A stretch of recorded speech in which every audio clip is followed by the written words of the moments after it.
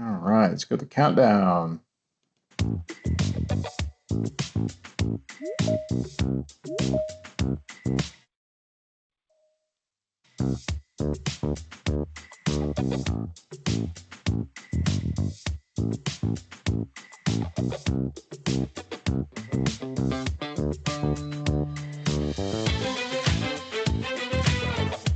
All right, everybody, whoever just joined, we've got our starting thing. We've got a countdown.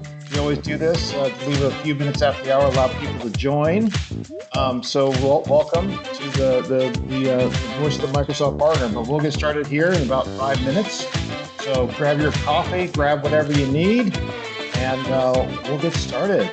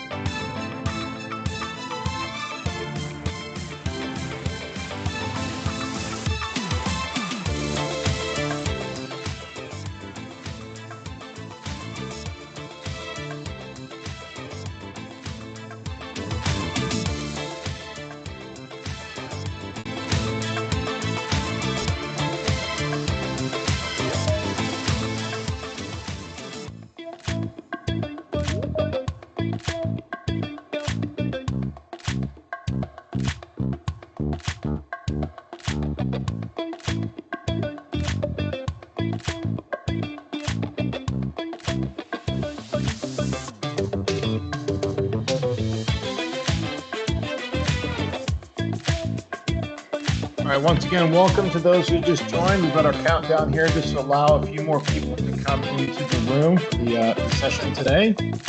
So just go ahead and relax for a little bit.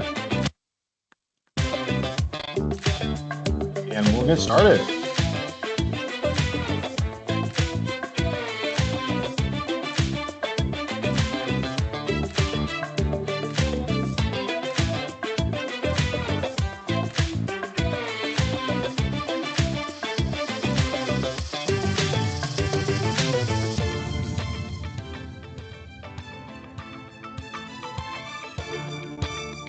This meeting is being recorded for training and quality purposes.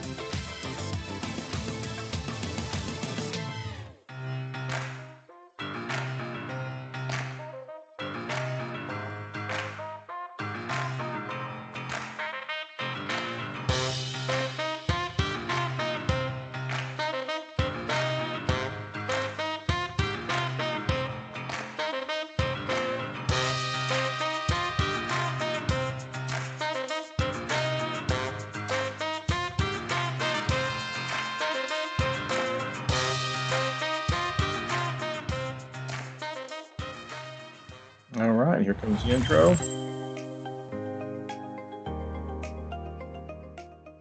The Microsoft ecosystem is constantly evolving, and for many partners, it's overwhelming to keep up.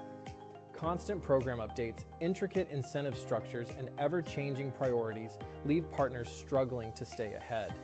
Without a clear roadmap, critical opportunities are missed. These challenges don't just cost time, they cost revenue. Working with Microsoft doesn't have to be this difficult.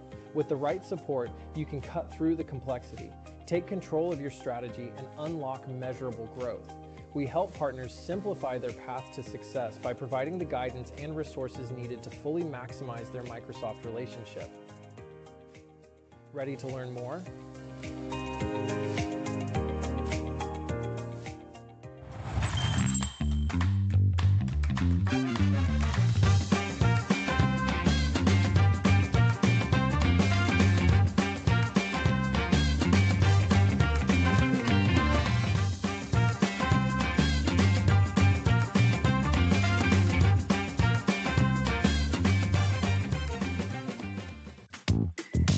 All right, all right, all right, everybody. Thank you so much for coming today. Today to the voice of the Microsoft partner. This June 2026, halfway through the year, and we've had a great lineup already. We've already had 5 months of Microsoft speakers. Today, we've got the great, the magnanimous, the important, the one of the best people I know, Justin Sheedy from Microsoft, senior partner sales manager for the Microsoft Elevate SMB.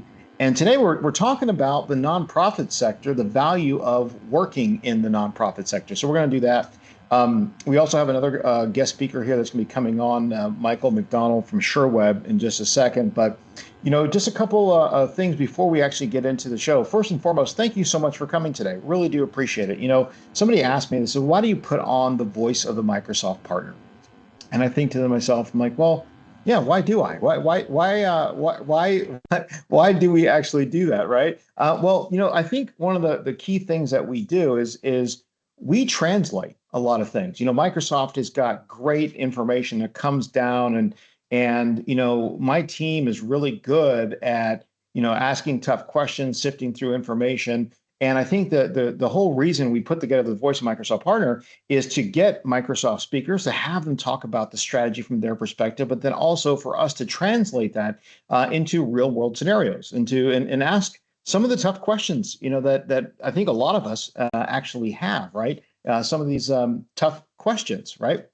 So with that being said, just a couple rules of engagement. Number one, I want to make sure that we have as many people as we can. Put your name and contact information if you want in the chat window. If you want to be contacted with other people from down the road, no problem. Number two, we're going to have poll questions today. So we've got 3 or 4 poll questions. Now, we don't record who says what. Okay, so we want to keep this, we're not going to be like, oh, hey, Tara Cox voted this, right? Or Susan Altman. We're not going to do that, okay? The idea is to kind of accentuate the talk, but also kind of give some feedback, back to Microsoft in a way. The questions that I have today, the polls are very, they're not something that, is incendiary of any means by that, right? But there are poll questions, and the more engagement that we have in there, we would really appreciate that, right? No problem. So we'll do that. Now, also, the third thing is we want you to ask questions in the chat window too. So if Justin says something or one of our speakers actually, mentions something, ask the question. Now, my team is in the background. We're actually going to be answering some of those, but there's going to be some that we think we can actually get over to Justin or even Michael, right, for that case. And we really want you to feel comfortable doing that. All right. With that being said, and right before I get over to SureWeb, I kind of want to think about, the nonprofit sector. In the way I kind of look at it, I think it's a wonderful, wonderful, wonderful idea to be involved in it. Now, nonprofit doesn't mean no money. Okay, that's what a lot of times people think that, right? And licensing costs, and we're going to get into this a little bit more. But when I was at Microsoft, I led this program the first 2 years of it. I read the thing called the Microsoft Community Connections Program, and it was awesome. And what I did is, at first it was, hey, go to your local chambers of commerce and do some presentations. And, I quickly found out when I was a rep carrying a bag before I joined Microsoft, that was like the last thing you ever do, because these chambers of commerce, are full of one-man bands with their hand out. They forget your name and they don't know who you are 10 seconds after you meet them, right? And there really wasn't there. But what I found was actually really a much better approach to scale and getting to know people within the nonprofit industry was business associations.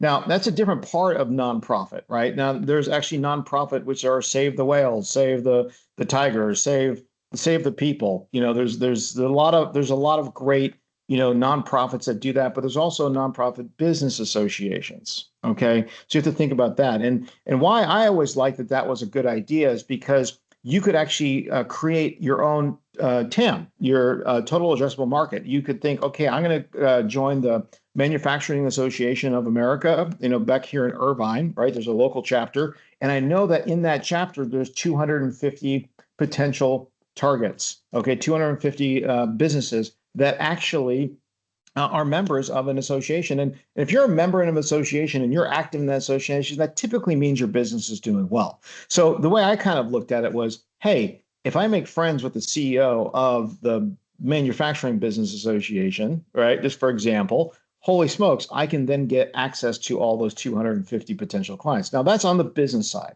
but there's also a lot of nonprofits that are like foundations. There's major nonprofits. United Way is a nonprofit, right? And United Way, I guarantee you, has money. Okay. But there's a lot of other organizations similar to that. It isn't just, the local chapter of, Save the Cricket, that may have two people and no money. And they really don't have any money. They need some help, right? But there's a lot of things that are out there. So I think today is really important to listen to. I think today we're going to get a chance to listen to some really interesting thoughts and points of view from Justin and within his role that are going to be something you can take away from. So before I get into that, we want to introduce our guest speaker here, Michael McDonald. He is from SureWeb, and I'm going to go ahead and represent the slides here. He's going to go over 2 slides, but Michael, would you mind just introducing yourself, your role, and just a little bit about you, just so that the group here can get a better understanding of who you are, a little bit of that, and then I'll do the slides while you're doing that. Okay.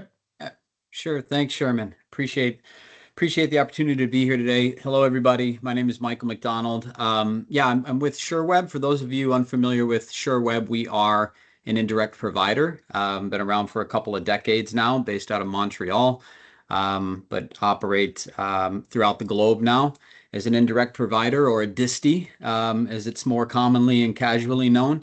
I've been in the channel for about 27 years now. In fact, my first role happened to be with a little company called Serenic IT, Serenic Software, back in 1999, 2000. If that sounds familiar to you, because we built a fund accounting solution on top of Navision before the acquisition. So now that has been absorbed a quarter century later into Sylogist, if you guys are more familiar with them. But I've bounced around to a few of the master VARs throughout the years, and now these last 9 months now I've been on board at SureWeb. Perfect. All right, let's go into your presentation. Sure. So I thought, as an indirect provider, we have thousands of partners that work with us through our model to help scale their practices, reduce complexity, and focus more on their core and the customer experience. Several of them happen to service the nonprofit space.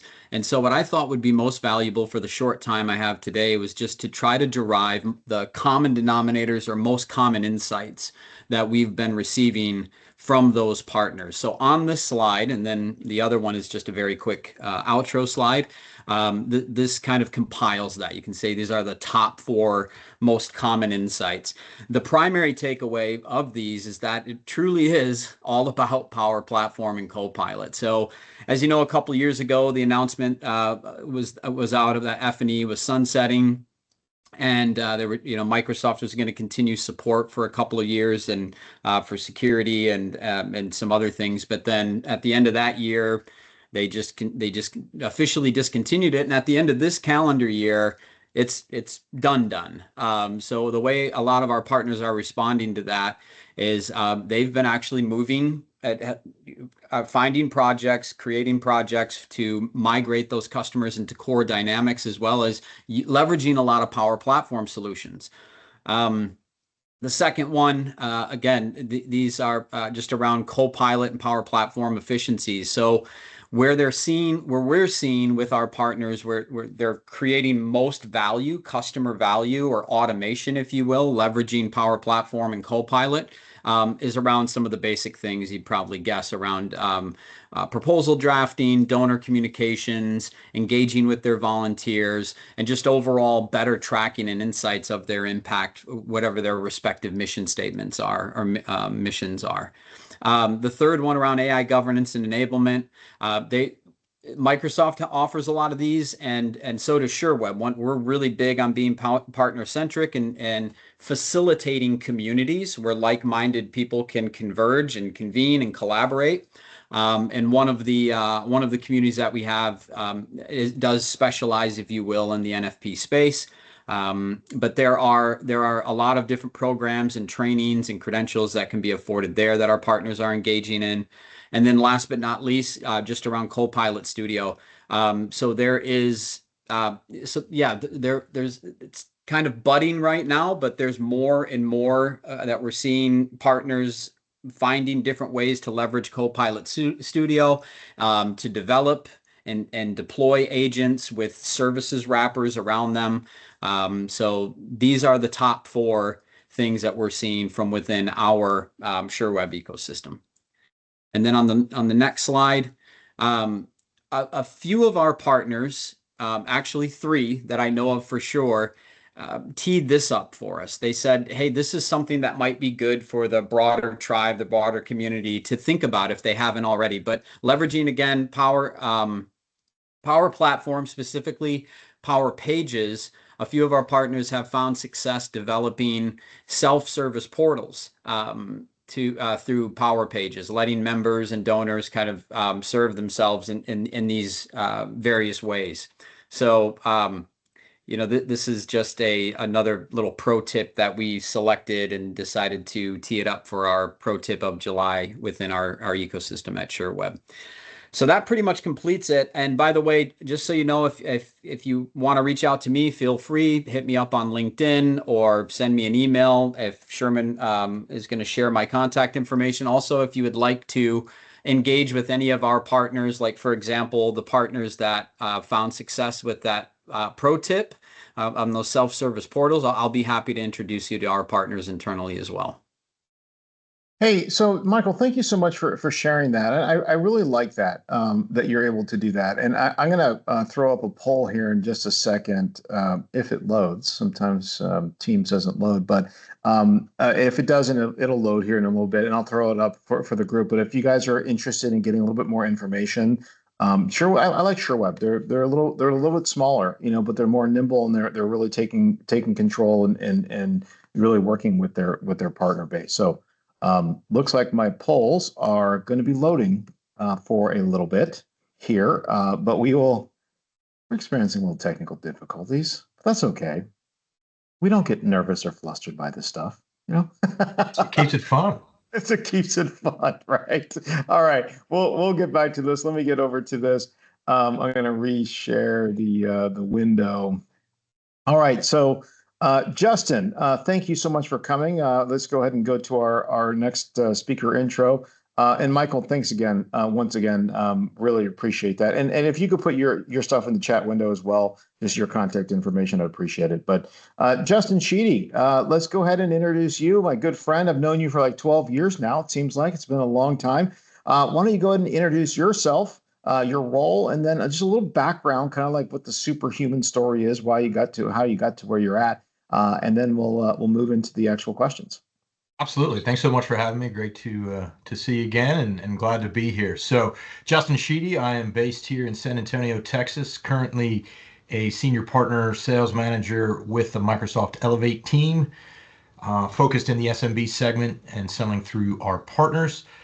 With Microsoft, I've been part of Elevate and Tech for Social Impact for a couple years. Prior to that, was a commercial PDM managing a subset of partners primarily focused in Azure and cloud managed services. When I started with Microsoft, I was on the cloud and hosting team, managing partners who had their own hosted environments, and then we were convincing them to start the CSP program back in kind of 2015, 2016, back when Sherman, you and I worked together. So prior to that, I've sold at a lot of top partners. I've sold and been a cloud specialist for a lot of leading technology providers.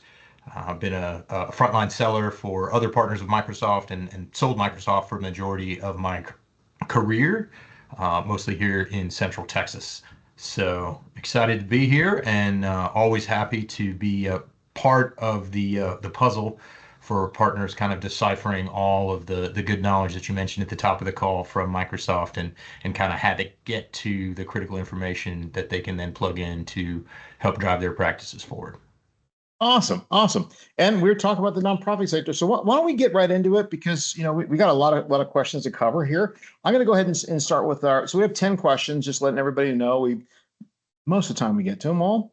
Sometimes we don't. The last thing too is if you have any questions that we can't get to in the chat window, we always do a summary of this, and we'll always get those questions answered, especially if they're a little bit higher end, and maybe Justin needs to research it a little bit. But we do make sure that everybody gets their questions answered. We want to make sure that we do that. So, with that being said, if I think about why partners care, what should Microsoft partners care about, or why should Microsoft partners care about nonprofit right now?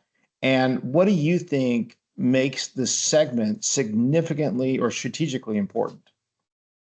That's a great question. And I think when you look at the kind of total addressable market, right, Microsoft likes to start top down. There's over 10 million nonprofits globally. About 1.8 or almost 2 million of those sit squarely in the United States. Overall revenue wise, we're talking about $2.6 trillion, 6% of the US GDP. So that market in terms of software spend should grow to about 7 billion with a B by 2030.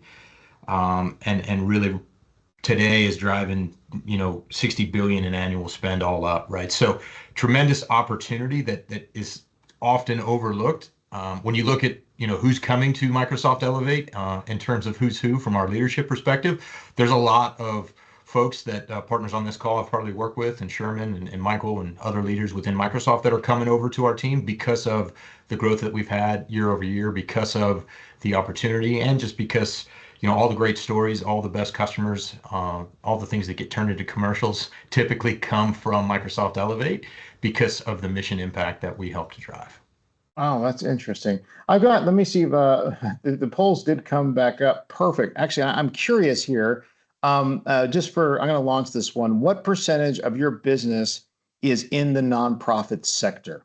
I'm curious what were you going to say? So 10%, 20%, 30%, 40%, or none? I'm curious, what we're going to get from the crowd here. Because it's a good thing to say. So 10%. Okay. Oh, look at that. 50%, 33. Okay. Look how these numbers are kind of moving. This is kind of cool. Okay.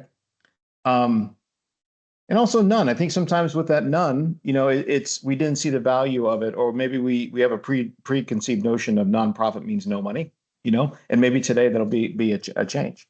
Yeah, absolutely. Not without its challenges for sure, but I like any rewarding thing. I think if you come to it with the right approach, it can be extremely fruitful. So great to see that there's a lot of folks that maybe have some nonprofit experience, whether you've won that business opportunistically or whether that was more systematic. I think hopefully we'll talk through some areas where you can refine that focus and hopefully provide some resources from Microsoft that you can then take and adopt to further that practice for sure.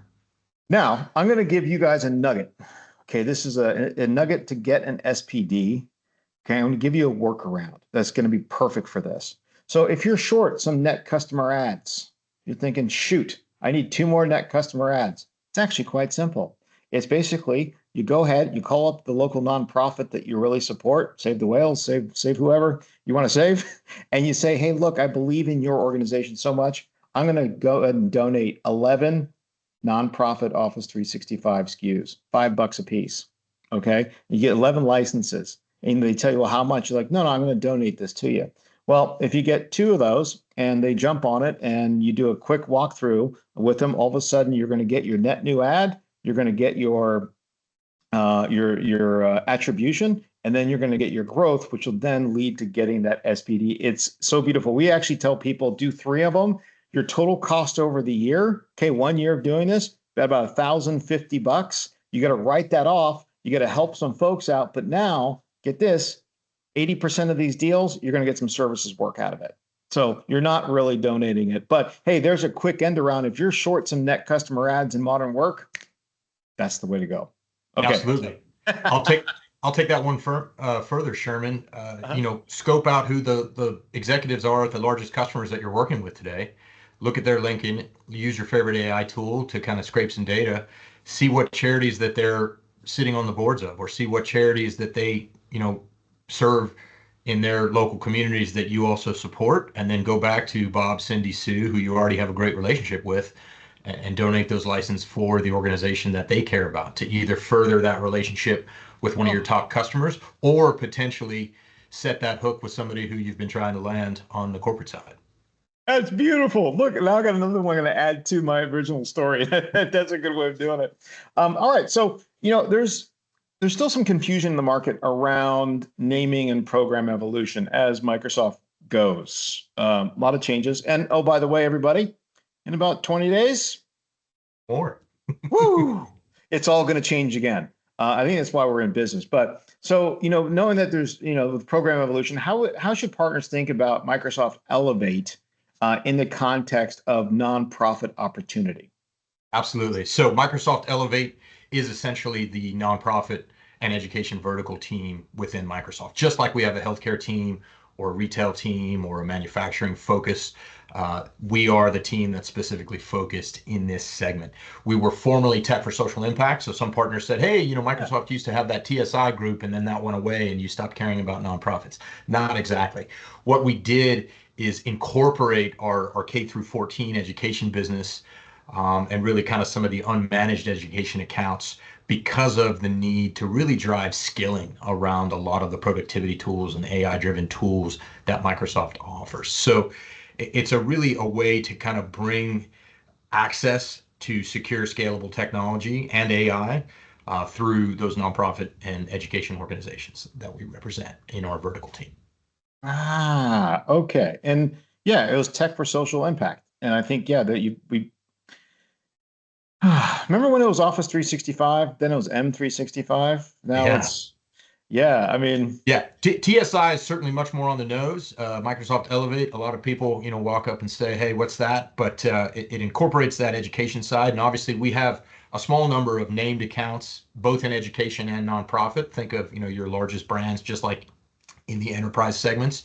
The majority of the nonprofits, though, those 1.8 million that I mentioned earlier, squarely sit in the SMB, right? They do not have a direct Microsoft sales team. They do not have somebody at Microsoft that they're working with, right? They need the partners on this call as their trusted advisors to help walk them through this journey, to meet them where they are, and to really show them the way of modernizing and cloudifying their operations and their organizations.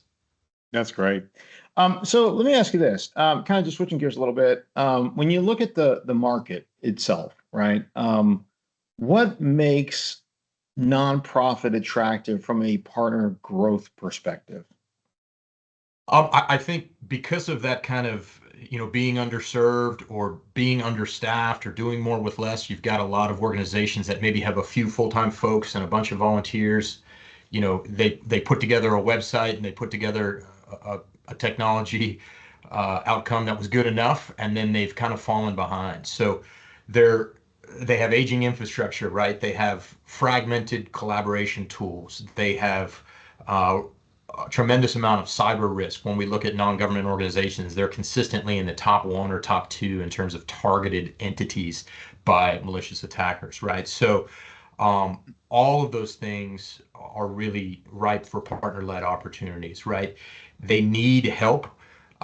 They need that trusted advisor, and it's a way for partners to really get in with a point solution that they maybe know about to help them in a point in time, but then really build that trust and long-term value customer lifecycle. Typically, the customers that we work with, once they get in with a partner, they become very, very sticky over time. And often, again, those executives don't just work at this organization. Maybe they work in another corporate day job that also leads to summer opportunities, or maybe they bounce around within other nonprofits, or certainly share knowledge of who they're working with to better their mission, and then can make introductions to peers much easier in a different way than maybe corporate customers would. Yeah, I think the manual processes, I think that's a big greenfield, right? I think naturally the nonprofits by themselves they're always kind of a little bit slower to adopt, I think, because they I don't know, maybe that's not true, but kind of what I've seen in the past is the word adopt, but manual processes. And then I didn't really think about it before, but the cybersecurity risk, that is a pretty big deal. And probably because there's nobody at the helm of the IT environment. That's probably right there. So I think there's a lot of things that are definitely out there. And then AI, how can we use AI, right? How can we use that? Now, that's I think each organization is a little bit different. But how can you use agentic AI? That's an idea. I don't know, but I think there is definitely a lot of opportunity, for that. Now, what would you say, when you're talking with partners, what do you highlight as the biggest Microsoft nonprofit program advantage?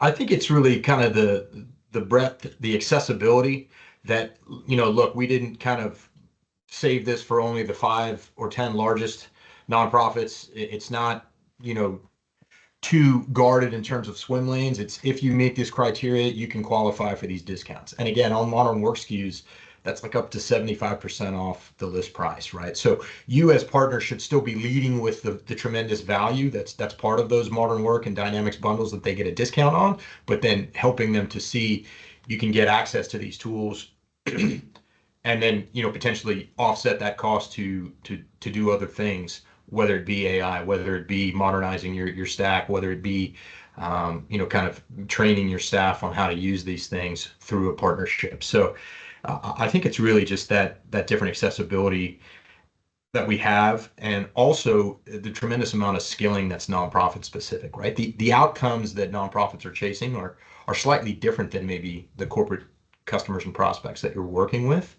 And so understanding the challenges that they're having, be it, donor retention or donor outreach or, staff burnout, or maybe security risks, all of those really dovetail nicely into the big bets that Microsoft's making for fiscal year 27. And you mentioned it being halfway through the year, Sherman. It is the end of the year, buddy. It's days away from the end of the Microsoft fiscal year. So hopefully all of us are thinking in line in that way. But as you mentioned, things may change slightly. Things will be reset. But really, yeah, the simple answer there, I think, is just the partner-led opportunity there to show these organizations what they're eligible for, meet them where they are in terms of their digital transformation journey, and then pick some point opportunities out to go and attack, and then make that repeatable for your practice as a partner. I think, the other thing too is I don't know why my brain always goes to profitability and or how to maneuver through the partner programs. That's what we do, guys. We're trying to make the most money whenever we can and figure out how do we net.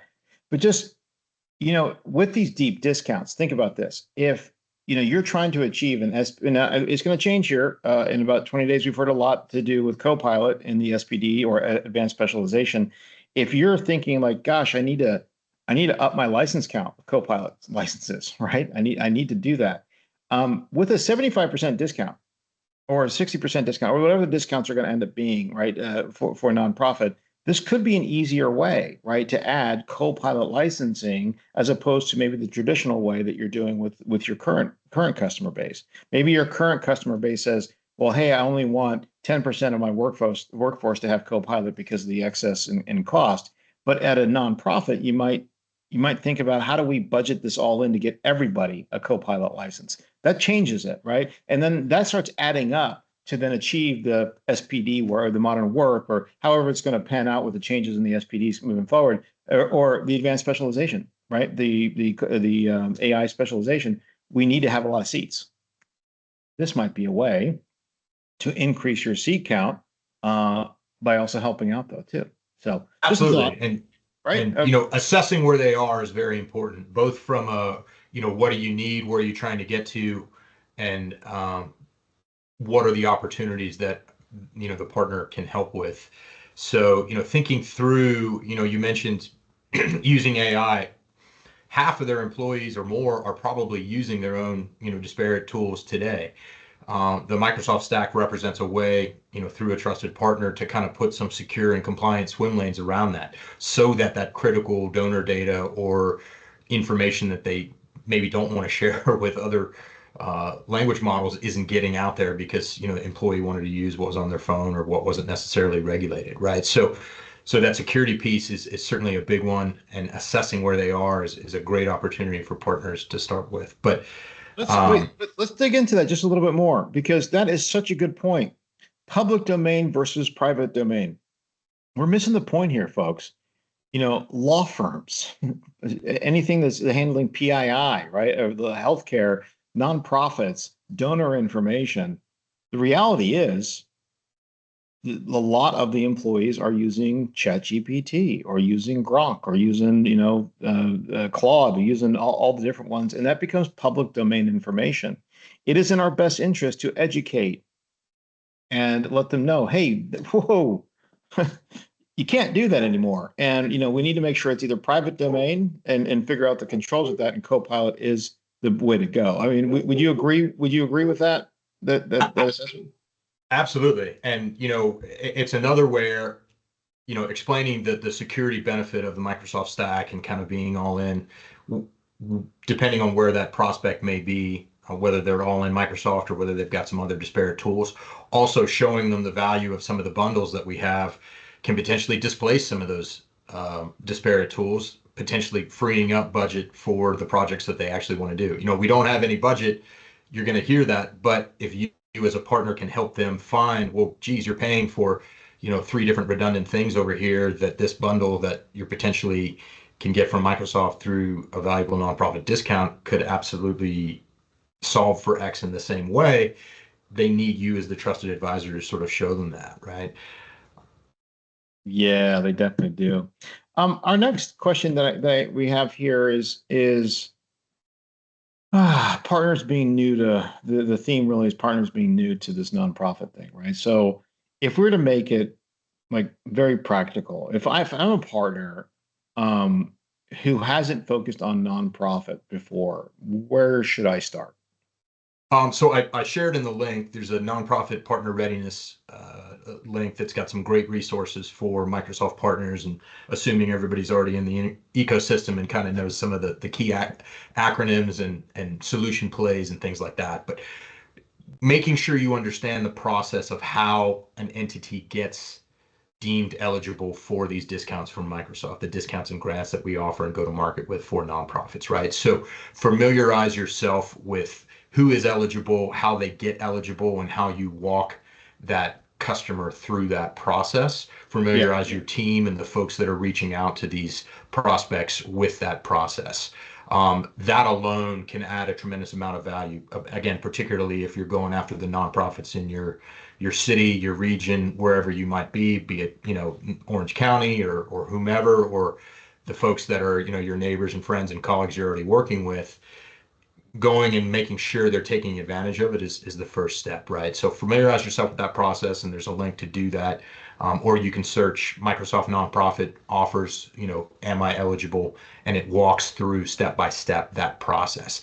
If for some reason an organization feels they are, I've got a 501(c), we're a nonprofit, there's some additional criteria that Microsoft looks for. So again, make sure that you as a partner understand what could potentially disqualify them from getting access to those. Once they get through that, their tenant gets stamped, and that tenant is then able to unlock the nonprofit discount. So if they already have a Microsoft tenant, certainly don't start a new one, right? We don't want to have a bunch of disparate tenants associated with the Crancer group. What you want to do, there's a way for you to log in through Partner Center and then apply via the tenant once you're already in there. And again, there's a different level of knowledge if they're starting from scratch or if they already have a familiarity with Microsoft. But go through that process, familiarize yourself there. Also, as a partner, then review the different solution plays and kind of the outcomes or the entry points that are typical, right? Meeting the organization where they are, some type of a security assessment, some type of a data assessment to see if they're even ready to take advantage of AI, if their workflows are even in a state where they're going to benefit from that. If not, get those things cleaned up first, right? And make sure that they understand what they're buying today and what potentially a bundle from Microsoft on the modern work side, or maybe a Dynamics tool set, or even getting off-prem from a legacy environment and up into the cloud could do for them in terms of benefit, accessibility, access to the AI tool set. One of the things that I used to counsel partners on and is, giving away time, I call opportunity cost. I do. I look at it as opportunity cost. And one way of getting in, I think, especially with these nonprofits, is to do, call them up and be part of the organization and just say, look, we want to give back. We'd like to give a free 45-minute walkthrough of the latest and greatest technology, that's going on with Microsoft. You may have Office 365 licenses and your employees are not using it. Do it that way. Always end with a demo of Copilot, because that is razzy and dazzy. And the idea and the reason why you might want to do an all hands walkthrough for free, 45 minutes, is you want to get the employees talking to their higher ups, like, why aren't we using this? And then there ends up kind of drumming up a need. So that's another way. You definitely have to familiarize yourself with all the tools, understand how to get them. There are some differences between 501c3s and 501c6s. Got to be careful with this. There are business associations that you think, oh, they definitely qualify, and they don't. Okay, because there are a couple nuances to things. A lot of business associations do, but you just got to be a little careful with that. So I think it's important. Now, I do have another poll here. This is going to be a cool poll because we're going to get into how you make money. I'm curious what people here think about how they can make money inside the nonprofit sector. So I'm going to launch this poll. And the poll is, where is the money when working with nonprofits? One, is it the licensing, huge margins, mega services? This is where we make our margins. AI, the need for automation tools, huge growth area. Option B and C, or it's really just a shell game. So I'm curious. I'm going to go ahead and put option. Well, I'm not going to say what I'm going to put. I'm going to be careful there. Let's see what other people. We got some people saying it's a shell game. Option. Okay, look at this. Good. The licensing, huge margins, mega. Okay, we got some good people there. Services. Okay, I like that. B and C. Okay, so it looks like we've got some good stuff coming out of here. Oh, and somebody opted to not put in. It's really just a shell game, which is good. I like to throw those just to see if anyone's paying attention to what we're doing. But anyways, thanks everybody for voting here. Now, okay, to you, Justin. One question I know a lot of partners have is, the nonprofit licensing is free or heavily discounted. So where am I supposed to actually make any money? Or where does the revenue actually come from?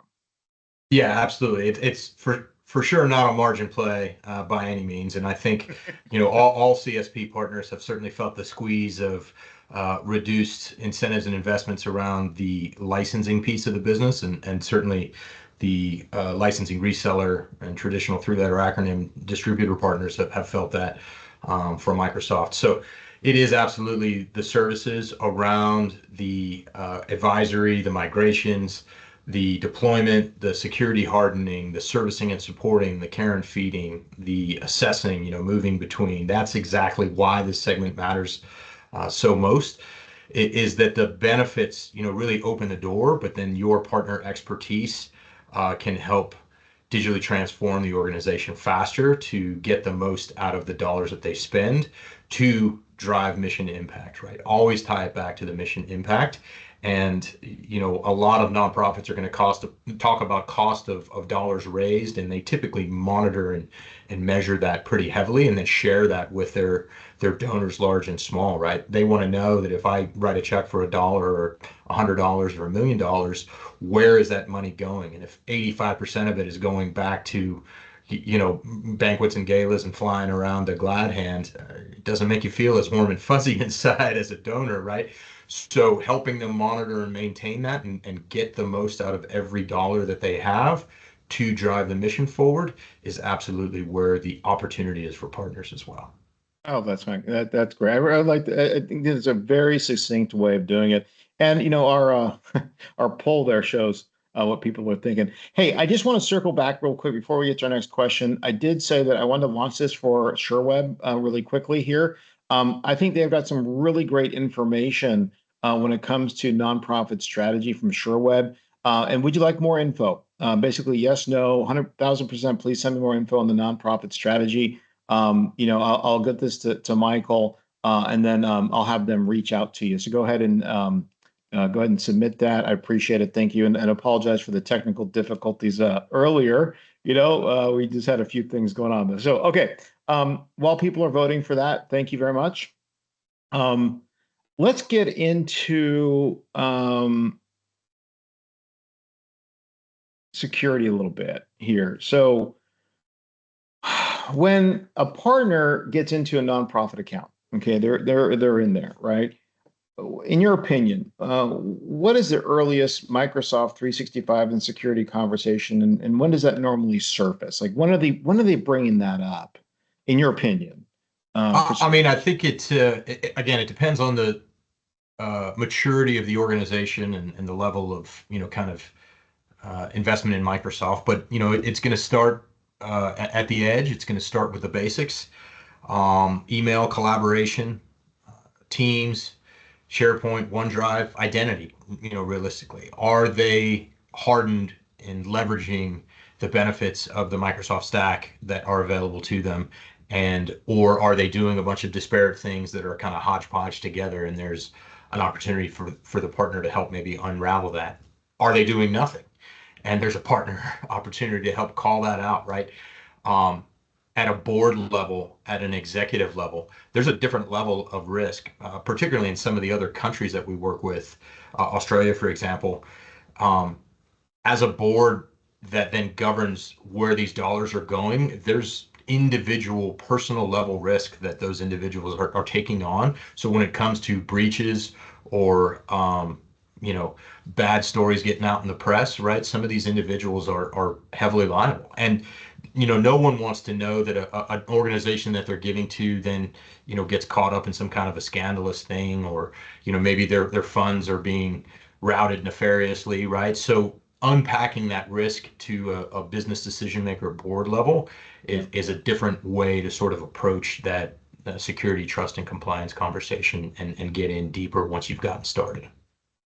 I also think, going back to what we talked about earlier, public domain versus private domain. I think just planting some seeds and kind of walking away. It's like planting a tiny little bomb. Be like, hey, by the way, does some of your people have access to your donor information? And that's like it's kind of just leading up to it. And you say, do you know if they're using ChatGPT or any of the other services to get information and send it and whatnot? And if you don't, you might want to take a look at that, because that is a severe potential security risk. Absolutely. And you look at a tool like Defender, you think about so many of these organizations, they may have a small amount of full-time staff and then a tremendous amount of vendors or volunteers, right? Are they vetting those volunteers in the same capacity that they're vetting their full-time staff who have access to the same data? How are they controlling that? When you have a staff member leave, how quickly can you offboard them and lock their access from that critical data? All of those things that may come naturally in a big corporate environment may not be things that they thought about, because the person who was the IT director was also the head of donor management, was also the marketing person. So they don't necessarily always think and act and be as siloed as a corporate customer that you might be working with. So again, it's an opportunity for you to showcase your expertise around the tool set that Microsoft has and how they can be best taking advantage of that. My dad used to say, be Columbo, be the question terrorist. I've got one more question. I got to do my best Columbo face. All right. All right, let's ask. But I got and his questions were all. It's funny thing. I mean, if we could go back, but his questions were always the leading question that made you like, oh gosh, oh yeah, that makes sense, right? But that's a good way. That's there's kind of different ways of looking at it. All right. So Michael actually McDonald did talk about this Power Platform. So where do you think, a lot of partners want to know where AI and low code analytics fit in the nonprofit conversation? When do you think those become relevant? I mean, I think that the data piece for everybody, right? I know just my personal, how I keep and store the data that I use in my day-to-day job, and how that's transforming over the last few months and how it's continuing to transform as co-work and Scout, tools are available to us and then ultimately available to the market. But really kind of getting through how that organization is leveraging the data that they have access to and getting the most out of that, right? So reporting back to the board, right? These are all things that organizations have to do to maintain their tax status, to maintain their visibility to their donors, what they're doing with those dollars, that operational insight, that impact measurement, all very, very critical things. These are all things that, the ISV group of partners have built tremendous amount of practices around and selling, point solutions that do those very things. And as the Microsoft offerings mature and as AI matures, there's a lot of agent type things that can replace some of those disparate, software tool sets that, just were necessary a few years ago, but all of a sudden, because the technology is advanced, they can do things in a different way that drive that outcome for them. So really, if you have a deep understanding of that, particularly on the dynamic side and how some of those things can plug in, it can be extremely powerful, especially for an organization that maybe is like graduating from like a QuickBooks and maybe ready to have like a BC conversation. You think about the shift from to that's a huge opportunity for partners to really lead the way on, what, let's be honest, is a fairly confusing stack of offers from Microsoft and a fairly complicated partner ecosystem when you think about all the different disparate tools on top of Dynamics that do those point solutions for little niche verticals. It's a great area within the Power Platform to just kind of start and again meet them where they are with their data, but then show them the power and the art of the possible that that tool can have to give them the deeper insights and reporting that they really need. I'll take a little bit step. I'll take it a little bit of a different direction. I've been kind of using this analogy. Who made the most money in the gold rush of 1849? Who made it? Was it the people who struck gold? No. The picks and shovels guys. That's right. Right. Okay. Now, what is the pick and shovel opportunity for literally almost every organization out there? It's data cleanup. Okay. It's going into a SharePoint that has 475,000 files in it. None have been, or only 1% have been used in the past 90 days. Okay. SharePoint has become a monstrosity. It's Johnny's room that never gets cleaned up, right? Never gets cleaned, right? Johnny, clean up your room. Johnny never cleans up his room. Okay. So this is what I'm thinking. I'm thinking let's go down to the basics and create an offer that is getting ready for AI. And it's simply a SharePoint cleanup offer that you do a cleanup based on department and you go 6 to 8 months back or you go 1 year back, but you're basically removing all the crap because you can't allow any type of AI, agentic, Copilot, anything swim in all the data. Remember this, if you're allowing it to swim in data that's from 2016, it's going to come up with results from 2016. Think about this, right? You can't do that. So I think personally, I want to be the person selling the picks and the shovels. There's a lot of people out there today that are coming up with all these trick new things that are going to do this and that and this and that. It's going to revolutionize the world. I think the biggest opportunity is the ham and egger. The guy's like, yeah, look, we'll talk about that. We'll get into that. We'll definitely get into how we're going to make this really work. But first and foremost, let's go ahead and clean this up. And I think in the nonprofit sector, it's probably even worse. Johnny's room is even more cluttered, in my opinion, because nobody's watching the shop. I mean, they don't put a lot of that effort into that. So think about that when you're kind of thinking. Okay, number 9. Okay, now this is mistakes, but I got a poll. This is a cool poll here. I'm gonna go ahead and launch this one. I'm curious what you guys think. Okay. Let's go ahead and see if this launches. Launch. It's the blue circle of death. There we go. What are some of the common mistakes when working in the nonprofit sector? I should have put a question mark at the end of that. I didn't do that. Leading with product, assuming nonprofit means no money. talking about AI too early, all of the above or none of the above. Now, Justin, I know that I might be stealing some thunder here, but I'm just curious what they think before you talk. Okay.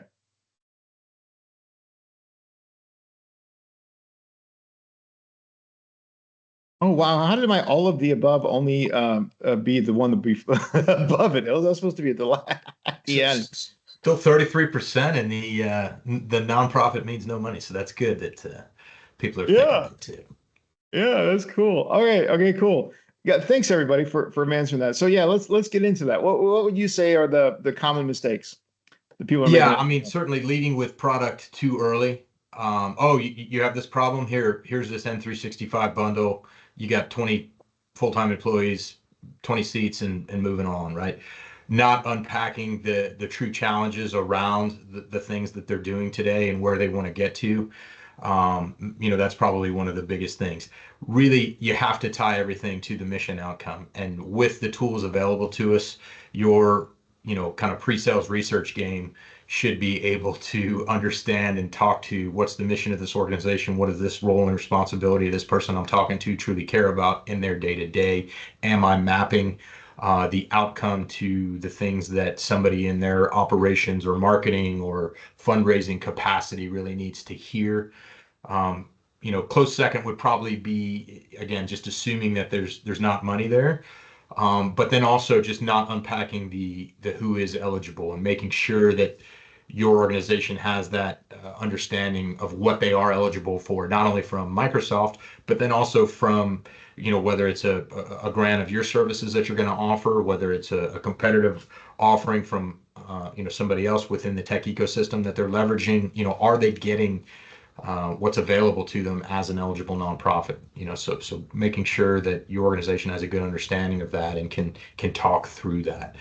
But then really just talking about AI too early, I think, again, is the data ready? Is the organization ready? What are they already doing? Can we put some of those secure compliance swim lanes on that we've already talked about to make sure that the board, the decision makers, everybody sort of has a high level of trust and control within the tool set that they want to use in order to achieve the outcome that an AI tool set can drive for that mission. That's awesome. So we got two more really quick. We got the 90-day plan, and then I want your final thoughts. I know we got about 5 minutes here. Can you squeeze that in? 90-day Absolutely. plan. 90-day plan first. What would you? How would you? What your suggestion? Yeah, I mentioned it's the start of the year for Microsoft, so hopefully all partners are thinking through whether you're a managed partner or not. What's my business plan, kind of aligned to the big bets that Microsoft is making. Those of you that attend the partner kickoffs that are upcoming here in July, you're going to hear a lot about Copilot net seat ads. You're going to hear a lot about driving Azure consumption. Transformatively, not just opportunistically. You're going to hear about kind of those other big bets that we're making across the Microsoft stack, understanding where you play in that overall piece of the puzzle, not just trying to be all things to all customers, but pick your lanes, pick your battles, if you will. So I think understand the offer landscape, and then really kind of build through your 30, 60, 90. Identify your targets in the first month, those contacts that you already have from the corporate customers you're working with. Maybe there's already a few nonprofits that you sold to opportunistically.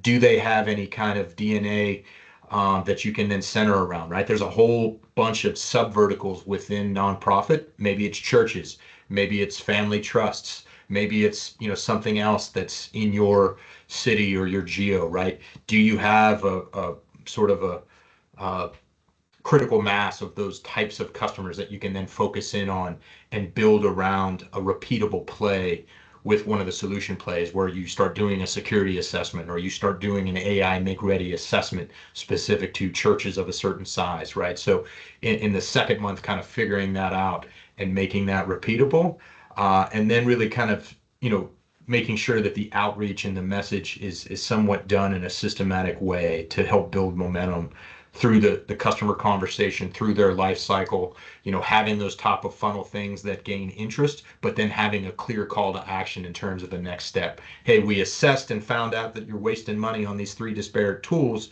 Our expectation is that we help you get rid of those tools, and we move from just having a conversation to plugging in a pilot, or to moving, a few try-by users on Copilot into getting this more an organization-wide rollout.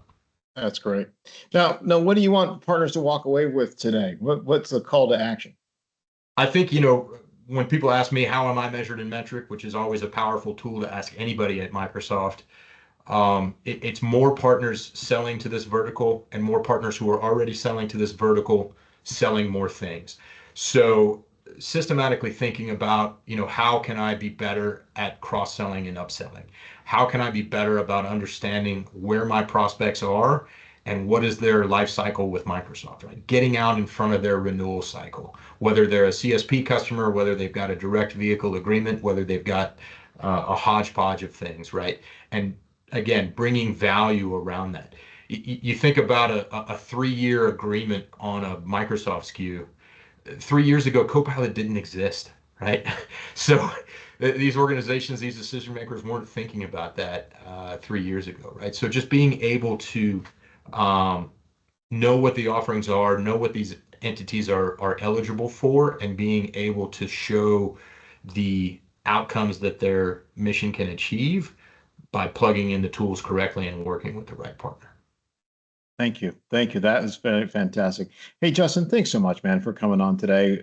This was powerful. This was to the point. We really do appreciate it. We really want to support you in your role. And just big thanks, man. Thank you very much for coming. No, today. absolutely. And again, it's all of us chose to be here for a reason. Most of us have a why. I've served on nonprofit boards. I've donated to several nonprofits in the San Antonio community that provide a lot of services for my fellow man. So it's something that's near and dear to my heart. And I hope, all of you listening in have that charity that you really care about, or that entity that's impacted you in a personal level. Start there, think through it, pick up the phone where you have a relationship and make sure they're taking advantage of the benefits they can get from Microsoft. Also, as partners, pay attention to those resources that I shared in the chat. We have, a community page. We do a newsletter. We have an inside sales team that's going to capture all of the, fill this out form things that are on the Microsoft publicly facing websites. And then they're going to filter those out to and through the partners that are working with us and co-selling with us in the Elevate space.